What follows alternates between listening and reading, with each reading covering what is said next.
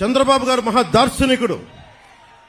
ఈ మధ్య నేను ప్రతిసారి మాదాపూర్కి వెళ్తున్నప్పుడు నేను లేట్ 99లో చూస్తున్నప్పుడు ఆయన 2020 విజన్ కి ఎలా జరుగుద్ది ఏం జరుగుద్ది అని అనుకునేవాడిని. ఈ రోజును చూస్తూ ఉంటే లక్షలాది మందికి ఉద్యోగాలు. ఒక్కడి విజనరీ, ఒక్క విజన్, ఒక్కరి దార్శనికత. ఏం కావాలి? ఆయన నిజంగా డబ్బే సంపాదించాలంటే కూర్చోబెట్టి దాంట్లో నా 100 ఎకరాలు 200 ఎకరాలు తీసుకోవచ్చు కదా. ఆయన ఏ రోజు అవి చేయలే. ఆయన చేసిందల్లా చాలా సంపద సృష్టించాడు. సంపద సృష్టించడం చాలా కష్టమైన పని. దానాలు ధర్మాలు చేయడం ఈజీ. నేనే కౌలు రైతులకి అన్ని కోట్ల రూపాయలు ఇచ్చానంటే నాకు సంపదని సంపాదించే శక్తి ఉంది చిరంజీవి గారి దయ వల్ల. ఆయన ఒక స్కిల్ డెవలప్మెంట్ నాకు ఇస్తే ఆ సంపదను సంపాదించి కౌలు రైతులకి పెట్టగలిగాను.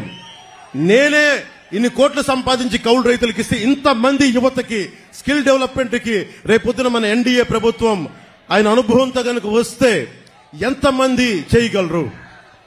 ఇందాక చంద్రబాబు గారు నేను కారులో మాట్లాడుకుంటుంటే కార్పొరేట్ సోషల్ రెస్పాన్సిబిలిటీతో పాటు నిజంగా డబ్బు సంపాదించిన ప్రతి ఒక్కళ్ళు టాప్ 10 పీపుల్ 10% మంది అట్టడుగు వర్గాల్లో ఉన్న 30% నిజంగా సంపద క్రియేట్ చేయగలిగితే వారిని చేయి నడిపించి తీసుకెళ్తే ఎంత అద్భుతంగా ఉంటుంది.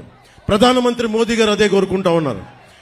అట్టడుగు స్థాయిలో ఉన్న పేదరికులు ఉన్న వాళ్ళకి సంపదన పనులు చేయాలని, సంపాదన ఇవ్వాలి, వాళ్ళకి సంపాదన పనులు చేయాలని ఆ దిశగా మేము అడుగులు ఇస్తున్నాం. ఆ దిశగా మేము ముందుకెళ్తున్నాం. మీకోసం 2.5 దశాబ్దాలు పనిచేయడానికి మేమందరం సిద్ధంగా ఉన్నాం. 2047 ఇక్కడున్న యువత ఆ రోజు 2047కి అందరూ 25 ఏళ్ల యువత